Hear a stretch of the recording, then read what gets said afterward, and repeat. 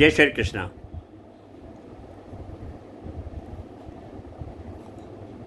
आज मैं एक ऐसे सज्जन के बारे में और ऐसे विद्वान ही कहूँगा उनको भी, उनके बारे में जिक्र कर रहा हूँ जो अमृतसर से इलेक्शन लड़ रहे हैं। तरनजीत सिंह संधू सर। तरनजीत संधू सर, मैंने उनका जब पहला एक इंटरव्यू उनके पत्रकारों से करवाया गया सुना, वो पूरी गुरमुखी च बोल रहे थे कि जी। बात को तो मैंने कई इंटरव्यूज़ उनके सुने भी हैं, लेकिन जो पहला गुरमुखी का उन्होंने इंटरव्यू सीखा ना जी, उन्होंने मैं हिंदी जी बोलांगा, गुरमुखी तो सबने सुन लिया होना। मैं उनकी सोच को सुन के ही हैरान हो गया। शायद अमेरिका से वो फ्री होके आए हैं अभी, फॉरेन असाइनमेंट में थे हमारी कंट्री के। उन्होंने भी यही कहा कि हमारी कंट्री में इतना पोटेंशियल है, अमेरिका के साथ और कंट्री के साथ हमारे इतने रिलेशन गहरे हैं कि आने वाले कुछ सालों में ये 2G, ये जो 6G, इसके बारे में बताया उन्होंने, सोलर पावर के बारे में बताया उन्होंने, और सेमीकंडक्टर्स के बारे में बताया। मतलब इंडस्ट्रियल ग्रोथ उन्होंने कहा इतनी होगी, हमारे देश ने अपनी नींव इतनी तैयार कर ली है कि यहाँ के लोगों को ही इतना काम मिलेगा। और वो बोलते हैं हम भी वही ग्राउंड बना के आए हैं वहाँ से कि मैक्सिमम लोग यहाँ आएँ और अपना इंडस्ट्रीज़ यहाँ लगाएं। तो ये तो उनका स्टार्टिंग इंटरव्यू था पत्रकारों के साथ। नॉर्मली जब कोई इलेक्शन लड़ने खड़ा होता है, बैठता है, आता है, जो भी है, वो पत्रकारों से लोकल सिटी की बात करता है, लोकल इशू की बात करता है। बाद में उन्होंने लोकल्स तो बहुत ही बातें की है कि मैं अमृतसर के लिए मैं क्या क्या सोच रहा हूँ, लेकिन उनका जो पहला जो मैंने गुरमुखी का जो सुना, जो चंद 3-4 मिनट का जो उनका जिसे बोलते हैं प्रीव्यू या उनकी सोच, वो बहुत बड़ी सोच थी। मतलब अमृतसर से बाहर निकल के पूरे देश के लिए सोच थी कि वो पूरे देश के लिए क्या सोचते हैं। जो देश के लिए सोचेगा तो अमृतसर या पंजाब या दिल्ली सब उसी के अंदर आता है। अमृतसर के लिए भी उन्होंने बहुत कुछ बोला है, मैं उसमें ज़्यादा नहीं कहूँगा बिकॉज ये तो एक फिर पॉलिटिकल उसमें जाता है। लेकिन इनकी स्पेशलिटी मैंने यही देखी कि फॉरेन अफेयर में ये सॉफ्ट स्पोकन हैं, बहुत सॉफ्ट हैं। हमारे हरदीप पुरी सर तो सॉफ्ट तो वो भी बहुत हैं, लेकिन अब इनको तो देखना पड़ेगा जब ये एक्चुअली फील्ड में आ जाएंगे। लेकिन Ahsan he is very gem of a person, highly intelligent. अब इनके सामने कौन वहाँ इलेक्शन लड़ रहा है, कौन है मुझे मालूम नहीं, ये इलेक्शन जीतेंगे नहीं, ये सब बातें बिल्कुल बात की हैं। लेकिन मैं फिर ये कहता हूँ, प्रधानमंत्री जी या ये सरकार कहाँ कहाँ से ऐसे ऐसे लोग, ऐसे हीरे चुनती है, ये एक देखने वाली बात है। मैं अभी भी ढूंढने में लगा हूँ कि दूसरे ग्रुप से भी कोई ना कोई एक ऐसे सज्जन मिले जिनके लिए मैं बोल सकूं कि यस, ये भी एक जेम है।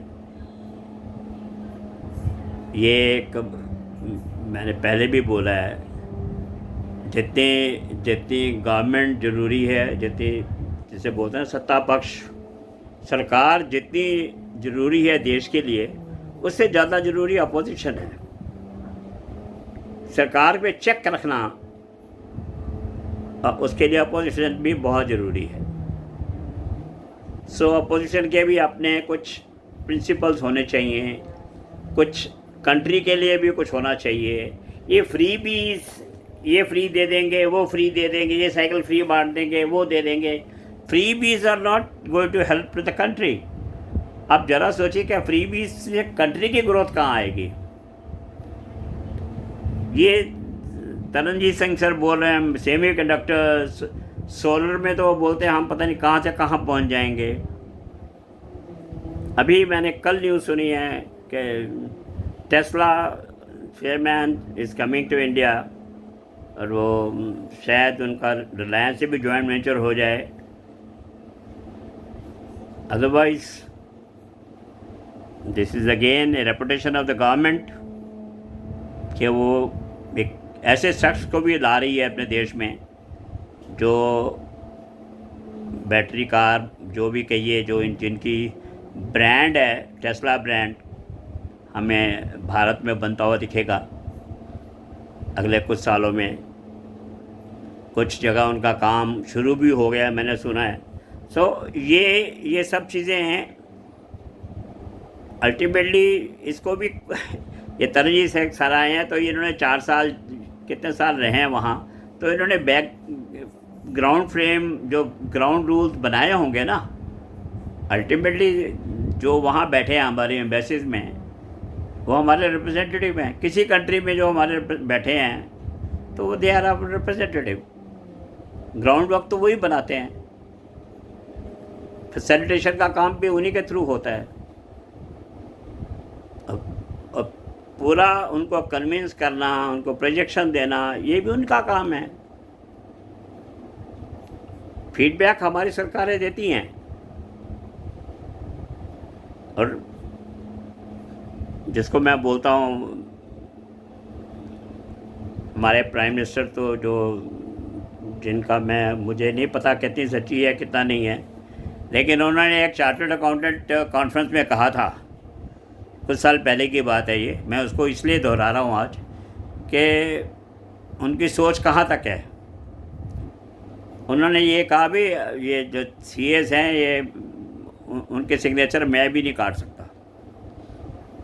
जो आप लोग हो बैठे, आपके सिग्नेचर्स इतने पावरफुल हैं कि हम भी उसको नहीं काट सकते। We respect your signatures, number 1। लेकिन उसी स्पीच में उन्होंने एक मीठा सेंटेंस और बोल दिया। कहते यार, जो गड़बड़ करेंगे या कुछ जो मुझे डाउट लगेगा या कुछ है, अगर मैंने किसी से बात करनी है, सीए से या किसी से, कहता है मेरे मोबाइल में नंबर डले हुए हैं, मैं डायरेक्ट बात कर सकता हूँ।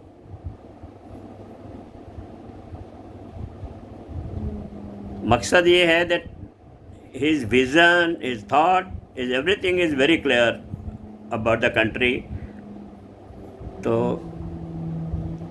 इशारा यही किया कि आप थोड़ा सा कंट्री का भी ध्यान रखिए। तो that warning was enough for all those CS sitting in the stadium. वो बात यहाँ इसलिए आ रही है कि जो विज़न देश के लिए है, वही विज़न इंडिया की ग्रोथ के लिए भी है।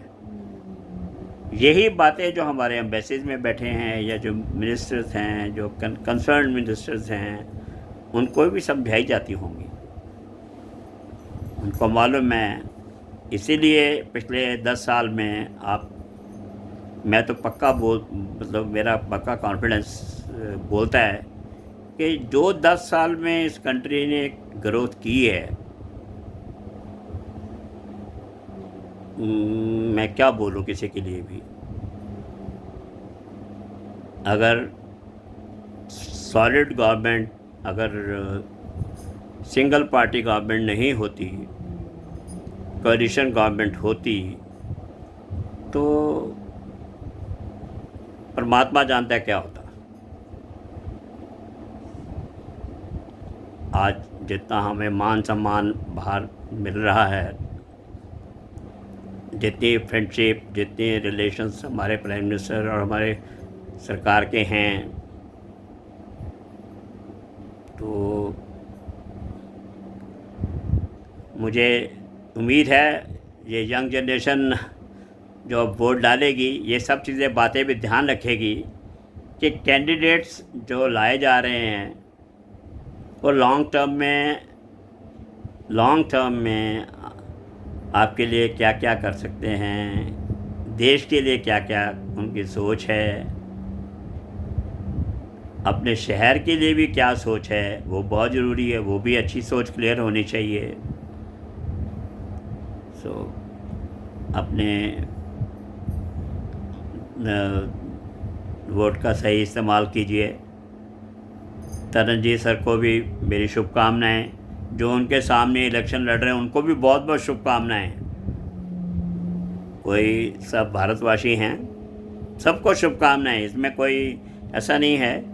मैंने बोला जीतेगा तो एक ही, जिसको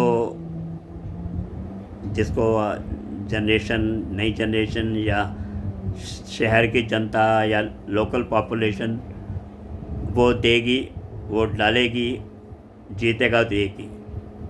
लेकिन हमें अच्छे भविष्य की सोच रखनी चाहिए, कल्पना रखनी चाहिए, ये बहुत ज़रूरी है।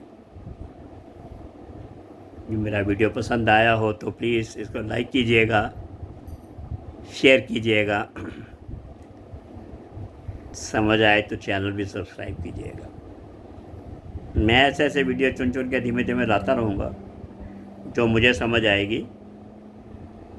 फिर बोलता हूँ कुछ मेरे से शब्दों में गलती निकलती हो तो प्लीज़ मुझे बताते रहिए। मैं क्षमा प्रार्थी हूँ। मैं कोई कागज़ पेंसिल लेके नहीं लिखता हूँ, इसलिए कुछ गलती हो सकती है। ये सब उम्र का तकाजा है। मैं अपने मन की भावनाओं को बोलता हूँ जी आप सबके साथ। जय श्री कृष्णा।